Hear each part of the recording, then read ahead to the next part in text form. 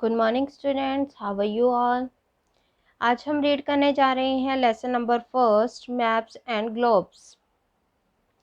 The earth is the only planet in our solar system that supports life as it has air and water. क्या कहता है? Solar system means क्या होता है student? सौर मंडल। Support क्या होता है? सहारा देना या फिर समर्थन करना। पृथ्वी हमारे सौर मंडल का एक ऐसा एकमात्र ग्रह है। प्लैनेट मीन्स क्या होता है? ग्रह। एक ऐसा एकमात्र ग्रह है जो जीवन का समर्थन करता है। क्या करता है? जीवन का समर्थन करता है। क्यों करता है स्टूडेंट्स? क्योंकि हमारे धरती पर क्या क्या है? एयर है एंड वाटर है, जिनके बिना हम नहीं रह सकते, हम जीवित नहीं रह सकते। वो दोनों ही हमारे पृथ्वी पर हैं। इसीलिए जो हमारी पृथ्वी है वो जीवन को संभव बनाती है। Our Earth has land masses and water bodies. Land masses क्या होता है स्टूडेंट्स? जो भूमि का एक बड़ा सा भाग होता है उसे क्या कहा जाता है? Land masses. Our Earth has land masses, यानी कि हमारी पृथ्वी के पास एक भूमि का बहुत ही बड़ा भाग है। एंड वाटर बॉडीज़, और तरह तरह की वाटर बॉडीज़ हैं, यानी कि छोटी और बड़ी। वाटर बॉडीज़ मीन्स क्या होता है? जैसे कि हमारे धरती पर क्या है? ओशियंस हैं, ओशियंस हैं, सीज हैं, रिवर हैं, लेक्स हैं, बेज हैं। ये सब चीज़ें क्या होते हैं? Water bodies. The big land masses are called continents. भूमि के एक बड़े से भाग को क्या कहा जाता है? कॉन्टिनेंट्स। कॉन्टिनेंट्स मीन्स क्या होता है स्टूडेंट? महाद्वीप। क्या कहा जाता है? कॉन्टिनेंट्स मीन्स क्या होता है? महाद्वीप। महाद्वीप कहा जाता है। And the water bodies are called oceans. और जो वाटर बॉडीज हैं उन्हें क्या कहा जाता है? ओशियंस, यानी कि सागर कहा जाता है। There are smaller water bodies like the rivers, lakes, gulfs, bays and the seas. यहाँ पर छोटी छोटी वाटर बॉडीज़ हैं। लाइक कौन कौन सी हैं? जैसे कि रिवर्स, नदियाँ हैं, लेक्स, झील हैं, ग्लव्स, बेज। इन दोनों का मतलब ही एक ही होता है, खाड़ी। एंड द सीज, और जो समुद्र है। नेक्स्ट हम रीड करने जा रहे हैं द कॉन्टिनेंट्स, यानी कि महाद्वीप के बारे में हम रीड करेंगे। There are 7 continents. यहाँ पर कितने महाद्वीप हैं? 7 महाद्वीप हैं। Asia, Africa, North America, South America, Antarctica, Europe and Australia. ये क्या है? महाद्वीप। कॉन्टिनेंट्स हैं ये। Asia, Africa, North America, South America, Antarctica, Europe and Australia, ये सब हमारे क्या है? महाद्वीप है। The continents are separated. Separated means क्या होता है? अलग अलग करना। The continents are separated by large water bodies. जो महाद्वीप हैं उनको अलग अलग वाटर बॉडीज़ में, यानी कि अलग अलग द्वीप में, अलग अलग ओशंस में, इस तरह से महाद्वीप में इस तरह से अलग कर दिया गया है। Asia is the largest continent and Australia is the smallest continent. जो एशिया है वो सबसे बड़ा महाद्वीप है और जो ऑस्ट्रेलिया है वो सबसे छोटा महाद्वीप है। Each continent is divided into many countries. हर एक कॉन्टिनेंट को, यानी कि हर एक महाद्वीप को किस चीज़ में बांट दिया गया है? डिवाइडेड मीन्स बांट दिया जाना। कंट्रीज में, यानी कि देशों में बांट दिया गया है। द ओशियन, यानी कि महासागर। अब हम किस चीज़ के बारे में रीड करेंगे स्टूडेंट? महासागर के बारे में हम रीड करेंगे, ओशियन के बारे में रीड करेंगे। There are 5 oceans. यहाँ पर 5 महासागर हैं। They are the Pacific Ocean, the Atlantic Ocean, the Indian Ocean, the Antarctic Ocean and the Arctic Ocean. वो कौन कौन से हैं? Pacific Ocean. Pacific Ocean means होता है प्रशांत महासागर। The Arctic Ocean, the Indian Ocean यानी कि हिंद महासागर, the Antarctic Ocean and the Arctic Ocean. ये क्या है? ये पांचों ही महासागर के नाम हैं। The Pacific ocean is the largest and the deepest ocean. जो प्रशांत महासागर है वो सबसे बड़ा और सबसे गहरा महासागर है। It separates America from Asia and Australia. ये अमेरिका को किस किस से अलग करता है? एशिया से और ऑस्ट्रेलिया से अलग करता है। यह अमेरिका को एशिया और ऑस्ट्रेलिया से अलग करता है। The Arctic ocean is the smallest.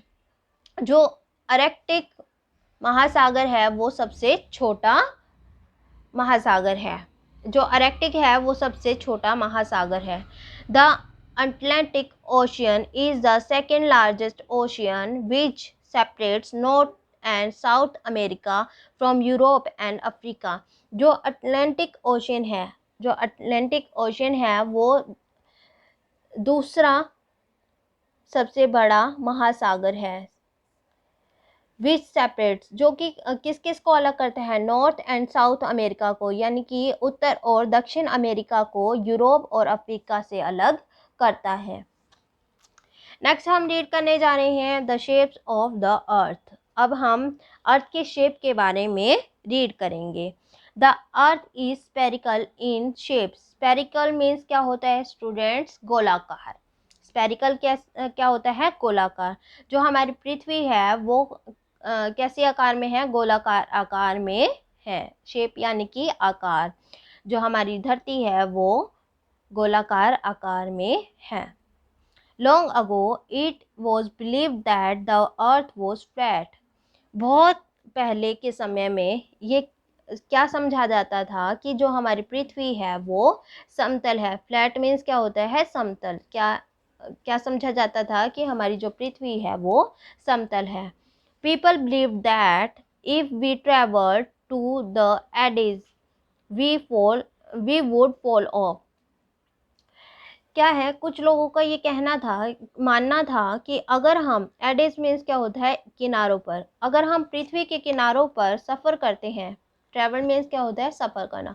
अगर हम पृथ्वी के किनारों पर सफ़र करते हैं तो हम क्या हो जाएंगे? हम गिर जाएंगे। क्या हो जाएंगे? हम गिर जाएंगे। However, explorers like Ferdinand Magellan and astronomers like Copernicus proved that the earth was not flat. However means क्या है? हालांकि। एक्सप्लोरर्स मीन्स क्या होता है? खोजकर्ता। एस्ट्रोनॉट होता है स्टूडेंट्स जो हमारे खगोल शास्त्री होते हैं या फिर खगोल बिंदु होते हैं वो।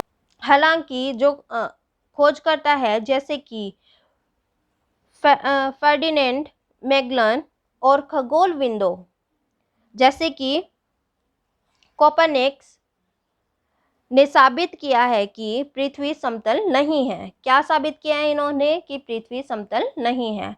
Photographs from space and satellite images have also proved that the earth is spherical in shape. Photograph means होता है जो हमारे फोटोग्राफ्स मीन्स होता है जो चित्र होते हैं। स्पेस मीन्स अंतरिक्ष एंड सैटेलाइट मीन्स होती हैं उपग्रह। इमेजेस यानी कि जो हमारी पिक्चर्स होती हैं, तस्वीरें होती हैं। हैव ऑल्सो प्रूव्ड मीन्स होता है साबित करना। स्पेरिकल होता है गोलाकार। अंतरिक्ष और उपग्रह चित्रों से प्राप्त तस्वीरों से भी साबित कर दिया गया है कि जो हमारी पृथ्वी है, हमारी धरती है वो गोलाकार है। कैसी है हमारी धरती? गोलाकार। गोल है ना हमारी स्टूडेंट्स? कैसी है हमारी? राउंड शेप में है। नेक्स्ट है स्टूडेंट हमारा globe. A globe is a round model of the earth. जो हमारा जो ग्लोब है वो हमारी पृथ्वी के आकार जैसा ही होता है। सेम टू सेम ऐसा ही होता है कि जैसे हमारी पृथ्वी दिखती है वैसे ही ये ग्लोब दिखाई देता है। It represent the earth in a simple and accurate way. Accurate means होता है स्टूडेंट सरल। ये हमारी धरती को एक बहुत ही साधारण और सरल तरीके से दर्शाता है। It not only shows the shape, size and location of the continent and water bodies but also help us to understand the earth's movement on its axis and round the sun।